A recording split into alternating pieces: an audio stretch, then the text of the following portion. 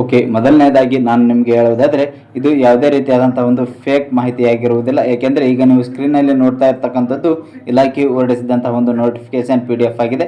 ಈ ಒಂದು PDF ನಲ್ಲಿ ಸಂಪೂರ್ಣ ಮಾಹಿತಿಯನ್ನು ಕೊಡಲಾಗಿದೆ. ರೈಲ್ವೆ ಇಲಾಖೆಯಲ್ಲಿ ಖಾಲಿ ಇರುವಂತಹ 14,298 ಹುದ್ದೆಗಳ ಬೃಹತ್ ನೇಮಕಾತಿಗಾಗಿ ರೈಲ್ವೆ ಇಲಾಖೆಯಿಂದ ಅಧಿಸೂಚನೆಯನ್ನು ಪ್ರಕಟಿಸಲಾಗಿದೆ. ಸ್ನೇಹಿತರೆ, SSLC, ITI ಹಾಗೂ ಡಿಪ್ಲೊಮಾ ಮತ್ತು BSc ಪಾಸಾದಂತಹ ಅಭ್ಯರ್ಥಿಗಳು ಈ ಹುದ್ದೆಗೆ ಅರ್ಜಿಯನ್ನು ಸಲ್ಲಿಸಬಹುದಾಗಿದೆ. ಹಾಗೂ ಈ ಹುದ್ದೆಗೆ ಅರ್ಜಿ ಸಲ್ಲಿಸಲು ಏನೆಲ್ಲ ಅರ್ಹತೆಗಳಿರಬೇಕು ಅಂತೇಳಿ ಈ ವಿಡಿಯೋದಲ್ಲಿ ಸಂಪೂರ್ಣವಾಗಿ ತಿಳಿಸಿಕೊಡುತ್ತೇನೆ. ವಿಡಿಯೋ ಸ್ಕಿಪ್ ಮಾಡದೆ ಪೂರ್ತಿ ನೋಡಿ ಹಾಗೂ ನಿಮ್ಮ ಸ್ನೇಹಿತರಿಗೂ ಕೂಡ ಶೇರ್ ಮಾಡಿ. ಹಾಗೂ ನಮ್ಮ ಚಾನಲನ್ನು ಹೊಸದಾಗಿ ನೋಡ್ತಾ ಇದ್ದರೆ ಚಾನಲ್ ಸಬ್ಸ್ಕ್ರೈಬ್ ಮಾಡಿಕೊಂಡು ಬೆಲ್ ಐಕಾನ್ ಬಟನ್ ಒತ್ತಿ.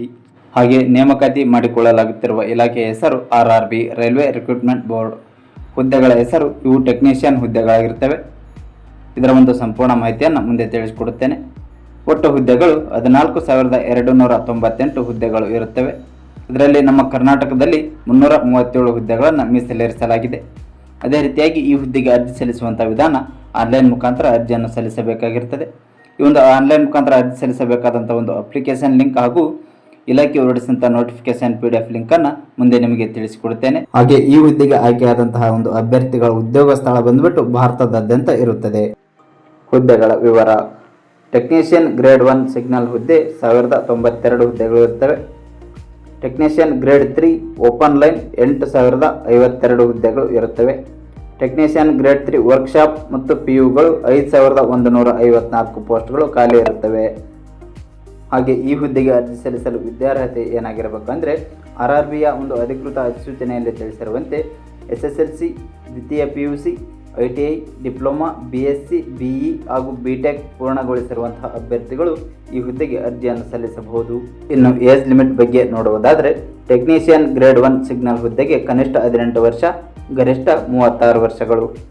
ಹಾಗೆ ಟೆಕ್ನಿಷಿಯನ್ ಗ್ರೇಡ್ 3 ಹುದ್ದೆಗೆ ಕನಿಷ್ಠ 18 ವರ್ಷ, ಗರಿಷ್ಠ 33 ವರ್ಷ. ಹಾಗೆ ಟೆಕ್ನಿಷಿಯನ್ ಗ್ರೇಡ್ 3 ಹುದ್ದೆಗೆ ಕನಿಷ್ಠ 19 ವರ್ಷ ಹಾಗೂ ಗರಿಷ್ಠ 40 ವರ್ಷಗಳು ಇರುತ್ತವೆ. ಹಾಗೆ ಕೆಲವೊಂದು ವರ್ಗಗಳಿಗೆ ವಯೋಮಿತಿಯಲ್ಲಿ ಸಡಿಲಿಕೆಯನ್ನು ಸಹ ನೀಡಲಾಗಿದೆ. SC ST ಅಭ್ಯರ್ಥಿಗಳಿಗೆ 5 ವರ್ಷಗಳು, OBC ಅಭ್ಯರ್ಥಿಗಳಿಗೆ 3 ವರ್ಷಗಳು, PWD ಅಭ್ಯರ್ಥಿಗಳಿಗೆ 10 ವರ್ಷಗಳ ವಯೋಮಿತಿ ಸಡಿಲಿಕೆಯನ್ನು ನೀಡಲಾಗಿದೆ. ಅರ್ಜಿ ಶುಲ್ಕ: ಸ್ನೇಹಿತರೆ, ಅಪ್ಲಿಕೇಶನ್ ಫೀಸ್ ಬಗ್ಗೆ ನೋಡುವುದಾದರೆ SC ST, ಮಾಜಿ ಸೈನಿಕ, ಮಹಿಳಾ ಹಾಗೂ ಮಂಗಳಮುಖಿಯರು ಮತ್ತು ಅಲ್ಪಸಂಖ್ಯಾತ ಹಾಗೂ EBC ಅಭ್ಯರ್ಥಿಗಳಿಗೆ 250 ರೂಪಾಯಿ ಅರ್ಜಿ ಶುಲ್ಕ ಇರುತ್ತದೆ. ಹಾಗೆ ಇವರನ್ನು ಹೊರತುಪಡಿಸಿ ಇನ್ನುಳಿದಂತಹ ವರ್ಗದ ಅಭ್ಯರ್ಥಿಗಳಿಗೆ 500 ರೂಪಾಯಿಯ ಅರ್ಜಿ ಶುಲ್ಕವನ್ನು ಪಾವತಿಸಬೇಕಾಗಿರುತ್ತದೆ. ಈ ಒಂದು ಅರ್ಜಿ ಶುಲ್ಕವನ್ನು ತಮ್ಮ online debit card, credit card ಹಾಗೂ ನೆಟ್ ಬ್ಯಾಂಕಿಂಗ್ ಮುಖಾಂತರ ಈ ಒಂದು ಅರ್ಜಿ ಶುಲ್ಕವನ್ನು ಪಾವತಿಸಬಹುದು. ಓಕೆ, ನೆಕ್ಸ್ಟ್ ಆಯ್ಕೆ ವಿಧಾನ. ಸ್ನೇಹಿತರೆ, ಈ ಹುದ್ದೆಗೆ ಅರ್ಜಿ ಸಲ್ಲಿಸಿದಂಥ ಅಭ್ಯರ್ಥಿಗಳಿಗೆ ಕಂಪ್ಯೂಟರ್ ಆಧಾರಿತವಾದಂತಹ ಒಂದು ಪರೀಕ್ಷೆಯನ್ನು ನಡೆಸಲಾಗುತ್ತದೆ. ಆನಂತರ ಡಾಕ್ಯುಮೆಂಟ್ ವೆರಿಫಿಕೇಷನ್ ನಡೆಸಲಾಗುತ್ತದೆ. ಅದರ ನಂತರ ವೈದ್ಯಕೀಯ ಪರೀಕ್ಷೆಯನ್ನು ನಡೆಸುವ ಮೂಲಕ ಈ ಹುದ್ದೆಗೆ ಆಯ್ಕೆ ಮಾಡಿಕೊಳ್ಳಲಾಗುತ್ತದೆ. ಹಾಗೆ ಈ ಒಂದು ಸ್ಪರ್ಧಾತ್ಮಕ ಪರೀಕ್ಷೆ 100 ಅಂಕಗಳಿಗೆ ಇರುತ್ತದೆ. ಒಟ್ಟು 100 ಪ್ರಶ್ನೆಗಳನ್ನು ಒಳಗೊಂಡಿರುವಂತಹ ಒಂದು ಪ್ರಶ್ನೆ ಪತ್ರಿಕೆಯಾಗಿರುತ್ತದೆ. ಒಂದು ಪ್ರಶ್ನೆಗೆ 1 ಅಂಕಗಳನ್ನು ನೀಡಲಾಗುತ್ತದೆ. ಇನ್ನು ಹೆಚ್ಚಿನ ಮಾಹಿತಿಗಾಗಿ ನೋಟಿಫಿಕೇಶನ್ ಸಂಪೂರ್ಣವಾಗಿ ಓದಿಕೊಂಡು ನಂತರ ಅರ್ಜಿ ಸಲ್ಲಿಸಿ. ಹಾಗೆ ಈ ಒಂದು ನೋಟಿಫಿಕೇಶನ್ PDF ಲಿಂಕ್ ಹಾಗೂ ಅಪ್ಲಿಕೇಶನ್ ಲಿಂಕನ್ನು ಈ ವಿಡಿಯೋದ ಡಿಸ್ಕ್ರಿಪ್ಷನ್ನಲ್ಲಿ ಕೊಟ್ಟಿರ್ತೇನೆ. ಅವಶ್ಯಕತೆ ಇರುವವರು ಸಂಪೂರ್ಣವಾಗಿ ಓದಿಕೊಂಡು ನಂತರ ಅರ್ಜಿಯನ್ನು ಸಲ್ಲಿಸಿ. ಅರ್ಜಿ ಸಲ್ಲಿಸಲು ಪ್ರಾರಂಭ ದಿನಾಂಕ ಅಕ್ಟೋಬರ್ 2, 2024ರಿಂದ ಅರ್ಜಿ ಸಲ್ಲಿಕೆಯ ಪ್ರಕ್ರಿಯೆ ಆರಂಭವಾಗಿರುತ್ತದೆ. ಆಸಕ್ತರು ತಪ್ಪದೆ ಅರ್ಜಿಯನ್ನು ಸಲ್ಲಿಸಿ. ಓಕೆ ಸ್ನೇಹಿತರೆ, ನಾನು ನೀಡಿದ ಮಾಹಿತಿ ತಮಗೆ ಇಷ್ಟವಾಗಿದೆ ಅಂತೇಳಿ ಭಾವಿಸುತ್ತೇನೆ.